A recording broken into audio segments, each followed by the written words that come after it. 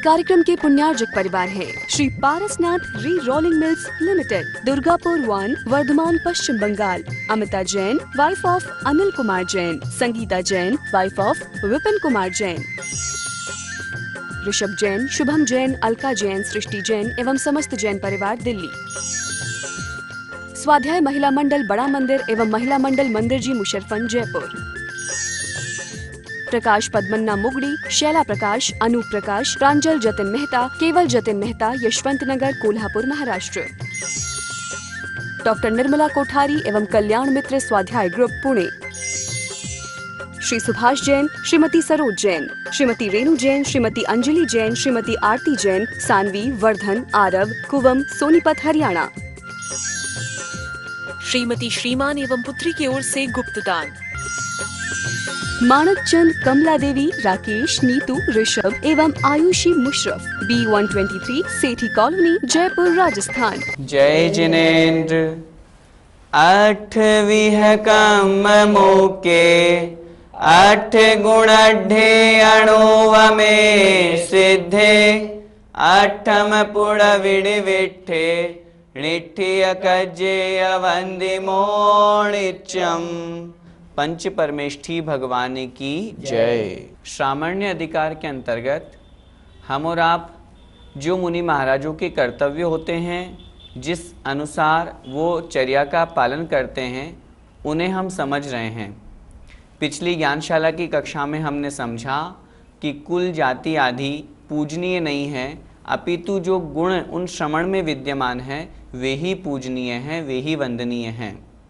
आइए उसी क्रम में आगे बढ़ते हैं और एक नया विषय, जिसमें जो श्रमण अर्थात जो मुनि होते हैं उनके लिए क्या चक्षु है, किसके अनुसार वो अपनी चर्या का पालन करते हैं, किसके अनुसार अपना जीवन यापन करते हैं, उसके बारे में समझते हैं।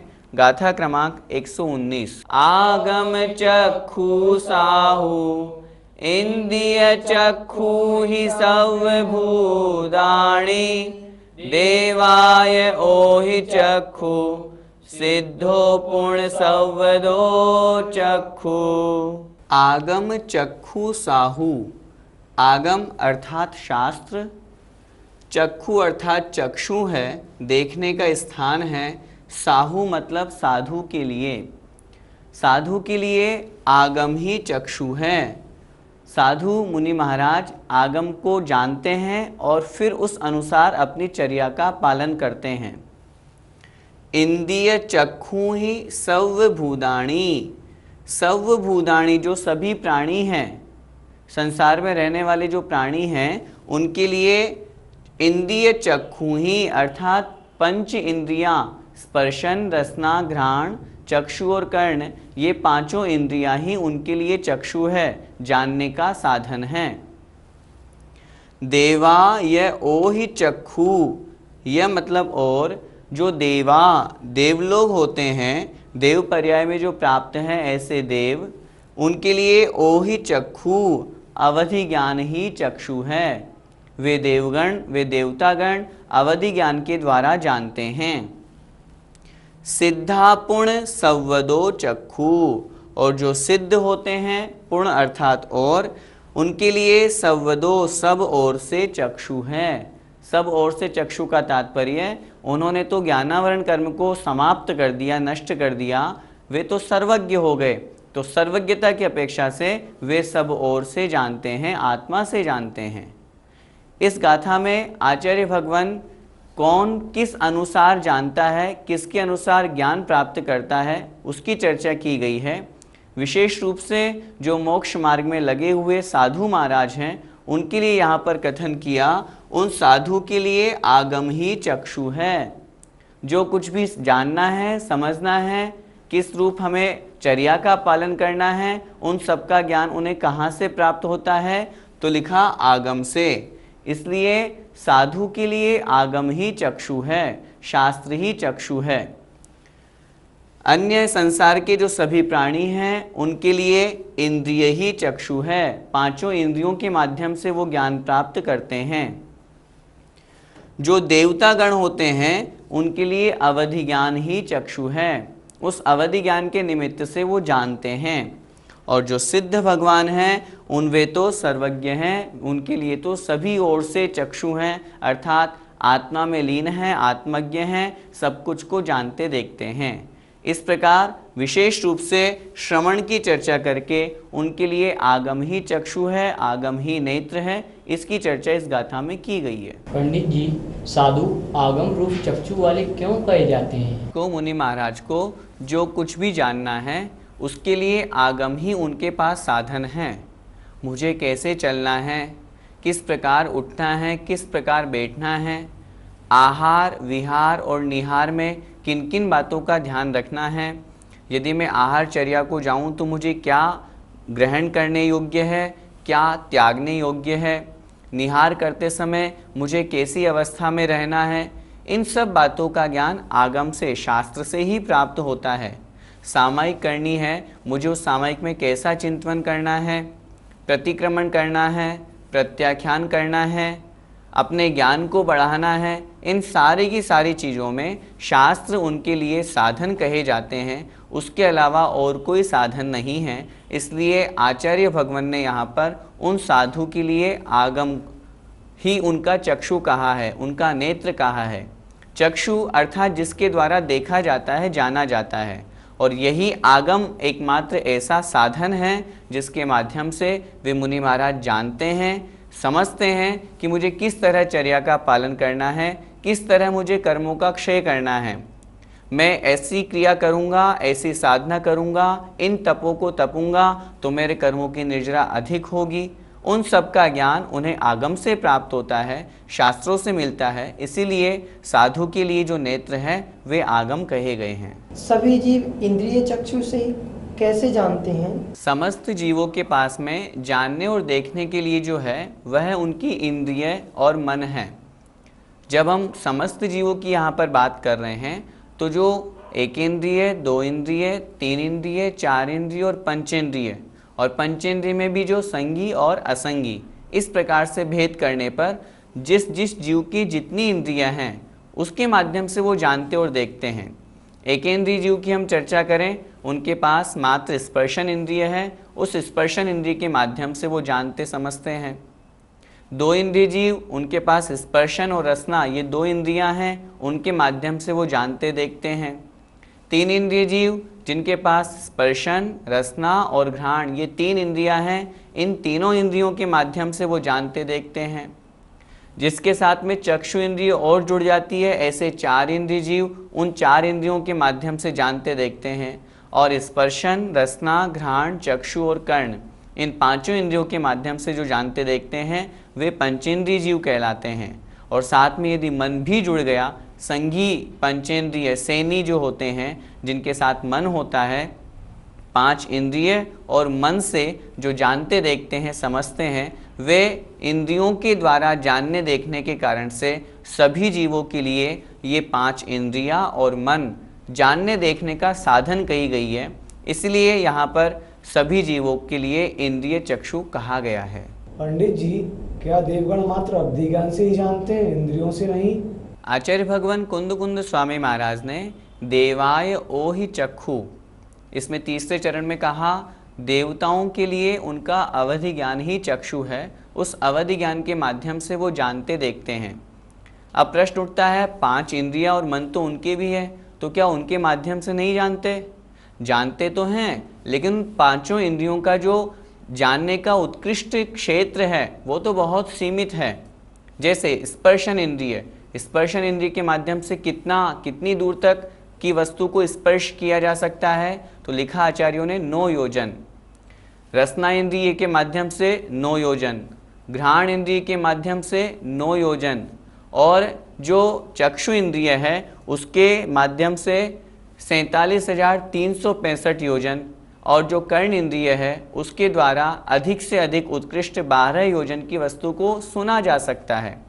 तो पांचों इंद्रियों का जो विषय है वो सीमित है, लेकिन अवधि ज्ञान का विषय तो बहुत अधिक है। सर्वार सिद्धि के देव अपने सर्वार सिद्धि विमान में बैठे बैठे बिल्कुल नीचे अधोलोक पूरी त्रसनाड़ी तक को जानते देखते हैं।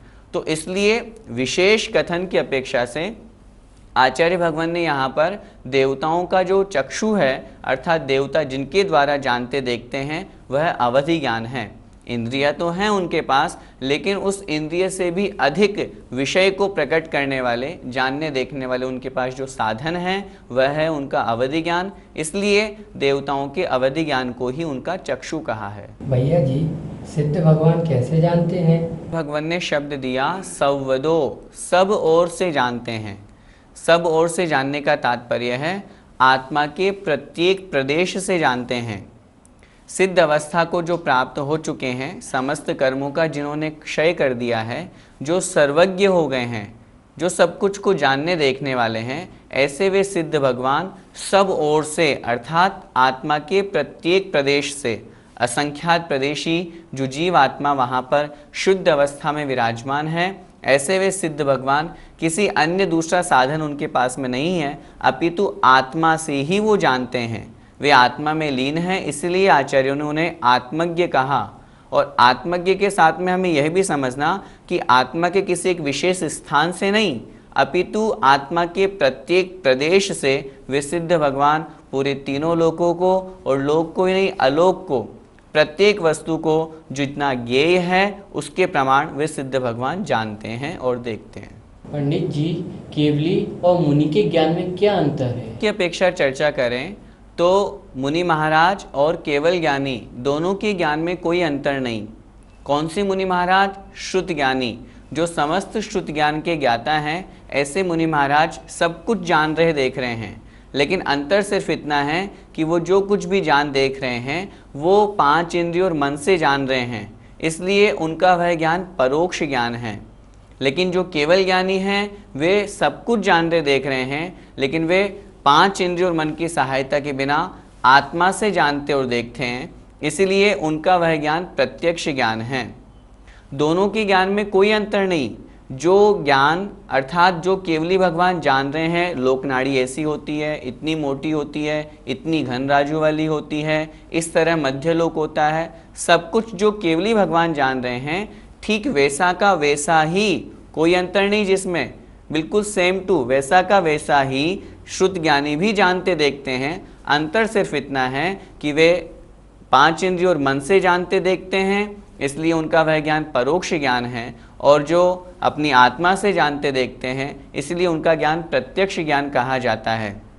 इसीलिए श्रमण अर्थात जो मुनि महाराज होते हैं उनका जो नेत्र है वो किससे जानते देखते हैं, उसका मूल साधन यहाँ बताया आगम शास्त्र, क्योंकि उसी के माध्यम से केवल ज्ञानी ने उसे प्रत्यक्ष जाना, और हम और आप अथवा कोई भी व्यक्ति, जहाँ अभी मुनि महाराज की चर्चा चल रही है, जो श्रुत ज्ञान को पूर्ण रूप से धारण किए हुए हैं, वह सब कुछ उसी आगम के अनुसार जानते हैं। आगम के अनुसार एक श्रुत ज्ञानी मुनि महाराज अमूर्तिक द्रव्य को भी जानते हैं। हमें 5 इंद्रियों और मन से मूर्तिक वस्तु ही दिखाई देती है, अमूर्तिक कैसे दिखाई देगी? जब इस प्रश्न का उत्तर हम खोजते हैं तो मालूम पड़ता है शास्त्रों में जिस तरह बताया गया, धर्म द्रव्य, अधर्म द्रव्य, आकाश द्रव्य, काल द्रव्य, इस तरह का होता है। जो जैसे माना कि धर्म द्रव्य जो जीव और पुद्गलों को, चलते हुए जीव और पुद्गलों को चलने में उदासीन रूप से सहकारी होता है, उसे धर्म द्रव्य कहते हैं। ये हमने जाना, हम और आप मति ज्ञानी श्रुत ज्ञानी हैं, ये हमने जाना कि धर्म द्रव्य ऐसा होता है, हमने धर्म द्रव्य को जान लिया, वो अमूर्तिक है। केवल ज्ञानी ने भी धर्म द्रव्य को जाना, जो हमने जाना ठीक वैसा ही जाना, अंतर सिर्फ इतना, उन्होंने प्रत्यक्ष जाना और हमने परोक्ष जाना। तो इस अपेक्षा से आगम में जो कुछ लिखा हुआ है वही सब कुछ है, उसी के अनुसार हम प्रवर्तन करते हैं, उसको जानते हैं और उस रूप तद्रूप हम चर्या और आचरण करते हैं। इसलिए मुनि महाराज के लिए सबसे बड़ा नेत्र, सबसे बड़ा साधन आगम ही कहा गया है। उसी को जान करके वे उसी अनुसार चर्या करते हैं। केवल ज्ञान और श्रुत ज्ञान, इन दोनों में जो जाना जाता है, उन दोनों में इतनी विशेषता है कि सर्वद्रव्य पर्यायेषु केवलस्य, जो केवल ज्ञानी होते हैं वे समस्त द्रव्यों को जानते हैं और उनकी अनंत पर्यायों को जानते हैं। लेकिन जो मति ज्ञानी श्रुत ज्ञानी हैं, मति श्रुतियोर निबंधो द्रव्येष्व सर्व पर्यायेषु, वे सभी द्रव्यों को तो जानते हैं, लेकिन असर्व पर्यायेषु, उनकी सभी पर्यायों को नहीं, उनकी कुछ पर्यायों को ही मति ज्ञान श्रुति ज्ञान जानता है। केवल ज्ञानी जो कुछ भी जानते देखते हैं वह सब अक्रम पूर्वक होता है, लेकिन जो श्रुत ज्ञानी होते हैं वे जो कुछ जानते हैं वे क्रम पूर्वक जानते हैं। इस प्रकार इन दोनों में अंतर समझना चाहिए। पंडित जी, इस गाथा का क्या उद्देश्य है? इस गाथा से हमें इतना मात्र समझना चाहिए कि जो श्रमण होते हैं, मुनि होते हैं, उनका नेत्र, उनको जो कुछ भी जानना है वह उनके लिए आगम ही है। किस प्रकार हमें चर्या का पालन करना है, किस प्रकार हमें मोक्ष मार्ग में प्रवर्तन करना है, रत्नत्रय का पालन करके किस प्रकार हमें साधना करके मोक्ष की ओर आगे बढ़ना है, ये सारा का सारा वर्णन उनके लिए शास्त्रों में ही है। सर्वज्ञ भगवान साक्षात रूप में वर्तमान में हमारे समक्ष नहीं है, इसलिए सर्वोपरि साधन है आगम।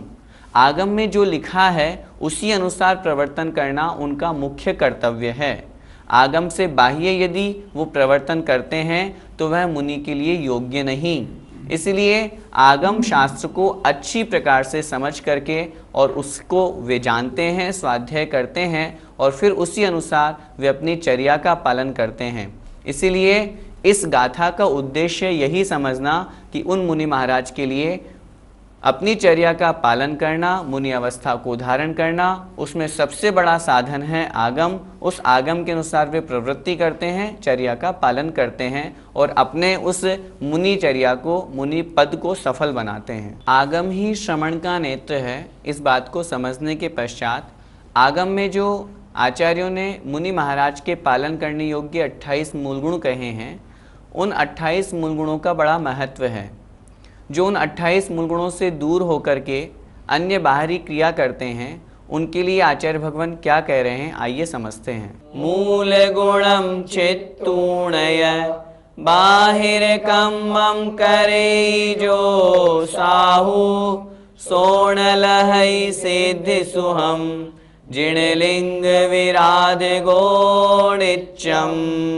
मूल गुणम चित्तूणय, यह अर्थात जो मूल गुणम, अपने मूल गुणों को चित्तूण, छेद करके, नष्ट करके, मूल गुणों की चिंता नहीं है, मूल गुणों का पालन हो रहा है या नहीं हो रहा इस बात की चिंता नहीं करके, उनका छेदन करके, बाहिर कम्मम, बाह्य कर्म को, बहिरंग क्रियाओं को, तंत्र मंत्र को, हस्तरेखा आदि देखने की क्रियाओं को, अन्य व्यर्थ की क्रियाओं को करेई, करता है जो साहू, जो साधु, जो मुनि होकर के, श्रमण होकर के, अपने मूल गुणों को छेद करके, मूल गुणों को नष्ट करके और बाह्य कर्म में, लौकिक प्रयोजन की क्रियाओं में लगा हुआ है। सो न लहई सिद्धि सुहम, सो अर्थात वह साधु, न लहई नहीं प्राप्त करता है, सिद्धि सुहम, सिद्धि के सुख को अर्थात मोक्ष सुख को, वह साधु मोक्ष सुख को प्राप्त नहीं करता है। और साथ में जिनलिंग विराध गुणिच्यम, नित्य हमेशा उस जिनलिंग का, उस मुनि मुद्रा का विराधक होता है, नष्ट करने वाला होता है, उस मुनि मुद्रा का अपमान और अनादर करने वाला होता है।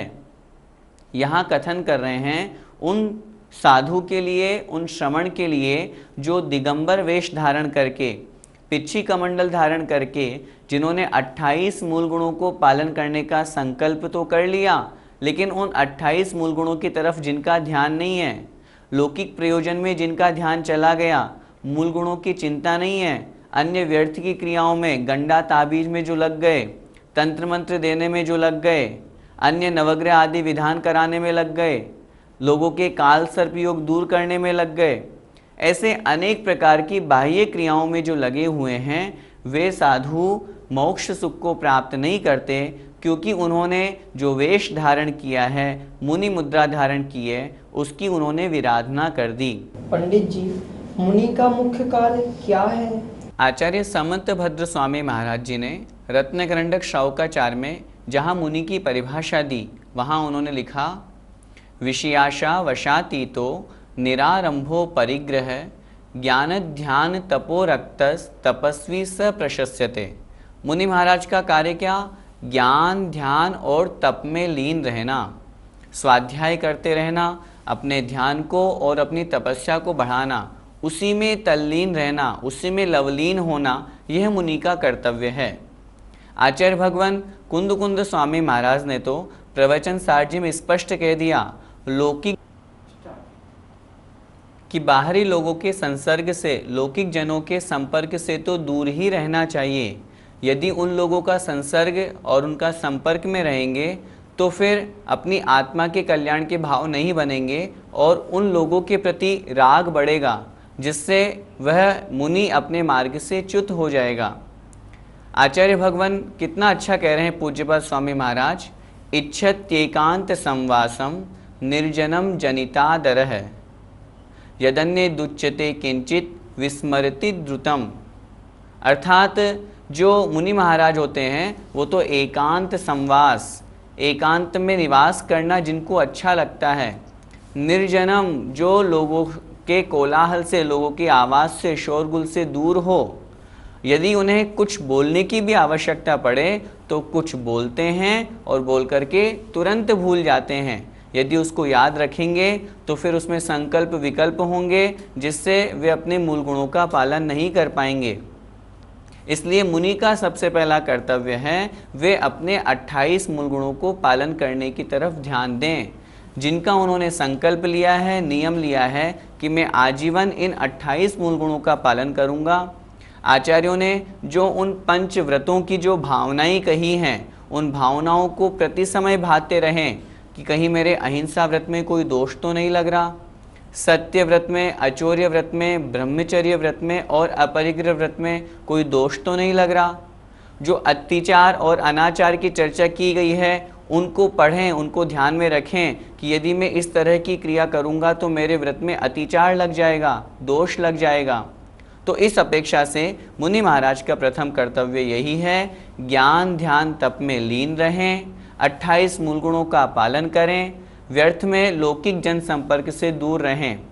आचार्य श्री के संग में एक मुनि महाराज थे, मुनि श्री धीर सागर जी महाराज, जिनकी गुना में समाधि हुई। उनकी क्या चर्या थी, जब भी आचार्य श्री के संग में जब वो रहे और जब समय सागर जी महाराज जी के साथ में रहे, तब भी वे हमेशा अपने आप में ही मस्त रहते, अपनी आत्मा की तरफ ही उनकी प्रवृत्ति रहती। लोगों से कोई चर्चा नहीं, कोई बातचीत नहीं, बस जब जाओ तब या तो स्वाध्याय करते हुए मिलेंगे या फिर ध्यान करते हुए मिलेंगे। इस तरह मुनि की चर्या होती है और उस रूप, क्योंकि उन्हें आत्म कल्याण की भावना से वो मुनि बने हैं और उस भावना से युक्त होकर के उन्हें अपने मूल गुणों को पालन करने की चिंता है और उसी रूप उनकी क्रिया और उनका आचरण होता है। इस गाथा में बाह्य कर्म से क्या तात्पर्य है? बाह्य कर्म अर्थात लौकिक कार्य, ऐसे कार्य जिनसे आत्मा का कोई कल्याण नहीं होने वाला, व्यर्थ में दूसरों के चक्कर में उस मुनि पद की योग्य आचरण भी नहीं रहा। सीधा सा तात्पर्य, जो मुनि पद के योग्य कार्य नहीं हैं उन कार्यों को बाह्य कार्य या बाह्य कर्म समझना चाहिए।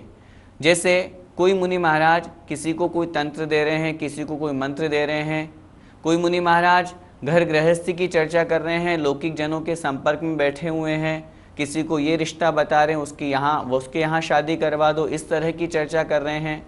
कोई गंडा ताबीज और यंत्रों को बांटने में लगे हुए हैं। कोई मुनि है, तुम्हारी कुंडली में देख देता हूँ, इसमें क्या है तुम्हारा भविष्य बता देता हूँ, लोगों की कुंडली देखते हैं। कोई मुनि है, किसी की हस्त रेखा देख करके उसके भविष्य को बताने की चिंता में लगे हैं। कोई किसी के कुंडली में अथवा किसी अपेक्षा से उसके काल सर्प योग है तो उसका विधान कराने में लगे हैं। कोई नवग्रह विधान कराने में लगे हुए हैं। कोई खड़े होकर के अपने नाम से अपना मठ और आश्रम बनवाने में लगे हुए हैं। ये सारे के सारे जितने भी कर्म हैं, जितनी भी क्रियाएं हैं, जितने भी कार्य हैं, ये सब बाह्य कर्म हैं। इनसे मुनि का आत्म कल्याण नहीं होने वाला, बल्कि वे अपने उस पद से च्युत ही होते हैं, छूटते ही हैं, क्योंकि उन्होंने उसमें अपने मूल गुणों का कोई ख्याल नहीं रखा।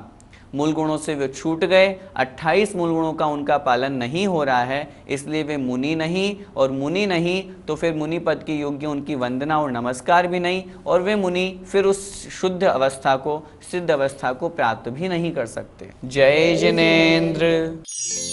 इस कार्यक्रम के पुण्यार्जक परिवार हैं Shri Parasnath re rolling mills limited, Durgapur 1, Bardhaman, Paschim Bangal. Amita Jain, wife of Anil Kumar Jain. Sangeeta Jain, wife of Vipin Kumar Jain. Rishabh Jain, Shubham Jain, Alka Jain, Srishti Jain एवं समस्त जैन परिवार, दिल्ली। स्वाध्याय महिला मंडल बड़ा मंदिर एवं महिला मंडल मंदिर जी, मुशर्रफन, जयपुर। प्रकाश पद्मन्ना मुगड़ी, शैला प्रकाश, अनूप प्रकाश, प्रांजल जतिन मेहता, केवल जतिन मेहता, यशवंत नगर, कोल्हापुर, महाराष्ट्र। डॉक्टर निर्मला कोठारी एवं कल्याण मित्र स्वाध्याय ग्रुप, पुणे। श्री सुभाष जैन, श्रीमती सरोज जैन, श्रीमती रेणु जैन, श्रीमती अंजलि जैन, श्रीमती आरती जैन, सानवी, वर्धन, आरव, कुवम, सोनीपत, हरियाणा। श्रीमती श्रीमान एवं पुत्री की ओर से गुप्तदान। मानक चंद, कमला देवी, राकेश, नीतू, ऋषभ एवं आयुषी मुशरफ, B123, सेठी कॉलोनी, जयपुर, राजस्थान।